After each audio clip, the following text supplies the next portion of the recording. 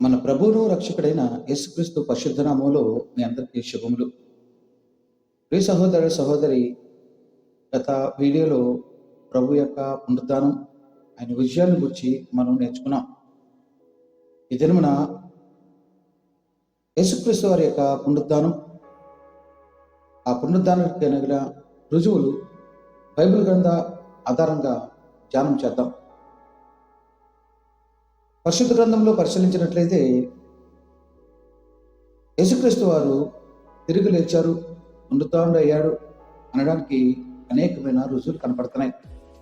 వాటిలో మొదటిది ఖాళీ సమాధి. మత్తయి సువార్త 28వ అధ్యాయం 6వ వచనం ప్రకారం ఆయన ఇక్కడ లేడు, తాను చెప్పినట్టే ఆయన లేచి ఉన్నాడు, రండి ప్రభువు పండుకున్న స్థలమును చూడుడి అని సువార్తికుడు రాస్తున్నాడు.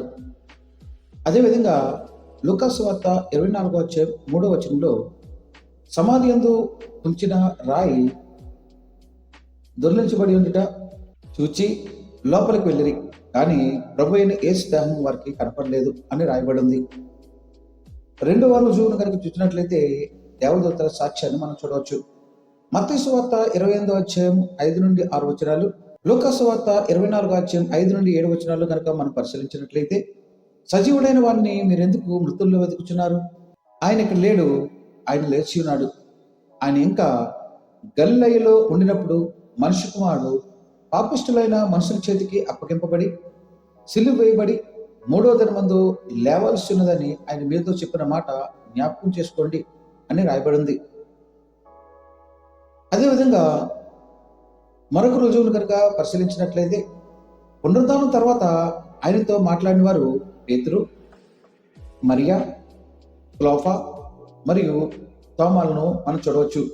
వీరు పునరుద్ధానుడైన యేసుక్రీస్తు మాట్లాడినట్టుగా పరిశుద్ధ గ్రంథంలో రాయబడింది. మరొక రుజువును కనుక పరిశీలించినట్లయితే, పునరుద్ధానం తర్వాత యేసుక్రీస్తు వారు ఆహార పానీయాలు తీసుకున్నాడు. ఆయన తన స్నేహితులకు తన గాయాలను చూపించినట్లుగా వాక్యంలో ఆధారాలు ఉన్నాయి. అదేవిధంగా మరొక ఆధారాన్ని కనుక మనం చూసినట్లయితే, ఒకేసారి ఆయన 500 మందిని ఆయనను చూచినట్లుగా 1 కొరింథీ 15వ అధ్యాయం 6వ వచనంలో చూడవచ్చు. 500కు ఎక్కువైన సహోదరులకు ఒక్క సమయం నందే ఆయన కనపడిన అని రాయబడింది. అదేవిధంగా మరొక రుజువును కనుక పరిశీలించినట్లయితే, స్టెఫెను చనిపోయినప్పుడు అతనికి ఆయన ప్రత్యక్షమైనట్టుగా మనం చూడవచ్చు. అపోస్తలుల కార్యములు 7వ అధ్యాయం 56వ వచనంలో, ఆకాశం తెరవబడ్డయు మనిషి కుమారుడు దేవుని కుడిపార్శ్వమందు నిలిచి ఉండటయు చూచెను అని రాయబడింది. మరొక రుజువును కనుక పరిశీలించినట్లయితే, దమస్కు మార్గంలో పౌలుకు ప్రత్యక్షమైనాడు. అపోస్తలుల కార్యములు 9వ అధ్యాయం 5వ వచనంలో, ప్రభువా నీవెవడవని అతడు అడగగా ఆయన, నేను నీవు హింసించుచున్న యేసును అని అన్నట్టుగా మనం చూస్తున్నాం. అదేవిధంగా మరొక రుజువు ఆయన సజీవుడైన రక్షకుడనే చాలామంది సాక్ష్యం ఆయన పునరుద్ధానాన్ని సూచిస్తుంది. ప్రియ సహోదరుడా, ఈరోజు అనేక మంది యేసుక్రీస్తు ప్రభు వారు లేరు అని, కొంతమంది ఏమో ఉన్నారని, కొంతమంది ఏమో వారి యొక్క శిష్యులు ఆయన ఎత్తుకుపోయారని నానా రకాలైనటువంటి ప్రలాపనలు ప్రేరుతున్నారు. ప్రియ సహోదరుడా, ఆయన పునరుద్ధానుడు అవడం నిజం. ఆయన అనేకులకు కనపడి రుజువులు చేయడం నిజం. అది నువ్వు విశ్వసించినట్లయితే ఆయన రక్షణలో స్థిరంగా కొనసాగలుగుతావు. నీ విశ్వాసాన్ని కాపాడుకోవడానికి ప్రయత్నించి, యేసుక్రీస్తు వారు పునరుద్ధానం గురించి అనేకులు అనేకమైన కపట సిద్ధాంతాలు ప్రతిపాదించారు. వారిలో ఒకటి, ఇదంతా ఒక కథ, ఉద్దేశపూర్వకమైన వంచనతో కూడిన ఒక వాదమని అనేక మంది వాదన. రెండవది మోక్ష సిద్ధాంతం ఉంది. యేసుక్రీస్తు వారు మోర్చిపోయాడే కానీ సైనికులు ఆయన్ను చంపలేదు. తర్వాత చల్లని సమాధి, సుగంధ ద్రవ్యాలు, ఆయన మూర్ఛ నుండి తేరుకునేలా చేశాయని, ఆయనకు మళ్ళీ ప్రాణం వచ్చిందని అనేది మరొక వాదన. కానీ వాస్తవం ఏమిటంటే సుగంధ ద్రవ్యాలు విషపూరితమైనవి. అవి చనిపోయిన దేహానికి మాత్రమే పోస్తారనే విషయం వారు మర్చిపోయారు. మూడవది బ్రహ్మ సిద్ధాంతం. శిష్యులు యేసుక్రీస్తు వారిని చూడాలనుకున్నారు, ఆయన లేచాడనుకున్నారు, ఆయన్ను చూచామని ఊహించుకున్నారు, అందుకే ఆయన లేచినట్టుగా భ్రమపడ్డారు అంటున్నారు. శిష్యులు అపనమ్మకంలో మునిగిపోయి ఉన్నారు. ఆయన్ను చూచిన ఆయన వచ్చాడని నమ్మలేకపోయారని లేఖనం చెప్తుంది. తోమ అయితే ఆయన్ను తాకిగాని నమ్మలేకపోయాడు. శిష్యులకు విశ్వాసం లేక నమ్మలేకపోయారు. అందుకు యేసు వారిని గద్దించినట్టుగా మనం లూకాసు వార్త 24:25 చూడవచ్చు. శిష్యులు యేసుక్రీస్తు వారిని చూచి భూతమని అనుకున్నారు కనుక ఆయన శరీరంతో లేవలేదు అనేది మరొక వాదం. భూతానికి మాంసం గాని ఎముకలు గాని ఉండవు, అది తినదు త్రాగదు. కానీ లూకాసు వార్త 24:39 నుండి 43 కనుక మనం చూసినట్లయితే ఆయన సశరీరుడిగా వారికి కనపడినట్టుగా, ఆయన వారితో పాటు భోజనం చేసినట్టుగా మనం చూడవచ్చు. నిజమైన వివరణ ఏంటంటే తాను మృతుల్లో నుండి లేస్తానని యేసుప్రభు వారు ముందే చెప్పినట్టే ఆయన శరీరంగా సమాధి నుండి లేచారు. అపోస్తల కార్యములు 2:24 మనం చూసినట్లయితే మరణము ఆయన్ను బంధించుట అసాధ్యము కనుక దేవుడు మరణ వేదనలను తొలగించి ఆయన్ను లేపెను అని రాయబడింది. ఆయనది పునరుద్ధాన శరీరము. ఆయన శరీరానికి మాంసము ఎముకలు ఉన్నట్టుగా పరిశుద్ధ గ్రంథంలో రాయబడింది. లూకాసు వార్త 24:39 నేను ఆయనను అనుటకు నా చేతులను నా పాదములను చూడిడి, నన్ను పట్టి చూడిడి, నాకున్నట్టుగా మీరు చూచున్న ఎముకలు మాంసమును భూతములకు ఉండవని ఆయన చెప్పినట్టుగా మన పరిశుద్ధ గ్రంథంలో పరిశీలించవచ్చు. అదేవిధంగా ఆయనకు మహిమ శరీరం ఉన్నట్టుగా మనం చూడవచ్చు. ఫిలిప్పీ పత్రిక 3:21 సమస్తమును తనకు లోపరుచుకున్న జాలని శక్తిని బట్టి ఆయన మన దేన శరీరమును తన మహిమ గల శరీరమునకు సమరూపము గలదానిగా మార్చును అని రాయబడింది. కనుక ఆయన మహిమ శరీరాన్ని పొందినట్టుగా మనం పరిశీలించవచ్చు. అదేవిధంగా అది శాశ్వతమైన శరీరం, అది ఎన్నటికీ చనిపోదు అని కూడా మనం గ్రహించాలి.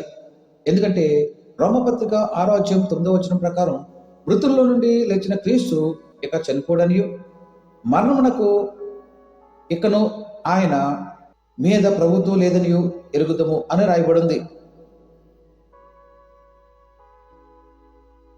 అదేవిధంగా ప్రభువారికి ఉన్న శరీరము ఆత్మ సంబంధమైన శరీరంగా మనం పరిశీలించవచ్చు. 1 కొరింథీ 15:44 ప్రకారం ప్రకృతి సంబంధమైన శరీరముగా వెత్తబడి ఆత్మ సంబంధమైన శరీరముగా లేపబడిను. ప్రకృతి సంబంధమైన శరీరం ఉన్నది కనుక ఆత్మ సంబంధమైన శరీరం కూడా ఉన్నది అని పౌలు భక్తుడు కొరింథీ సంఘానికి చెప్తున్నాడు. ఆత్మ సంబంధమైన శరీరానికి గోడ వంటి వాటి నుండి అవతలకి దాటి వెళ్ళగల సమర్థత ఉంటుంది. యోహాను సువార్త 20:19 ఆదివారము సాయంకాలమున శిష్యులు యూదులకు భయపడి తాము కూడుకుని ఉన్న ఇంటి తలుపులు మోసుకుని ఉండగా యేసు వచ్చి మధ్యన నిలిచి మీకు శుభము కలుగును గాక అని వారితో చెప్పారు. ఈ మాటలు బట్టి ఆత్మ శరీరము ఆయన కలిగి ఉన్నారని మనం భావించవచ్చు.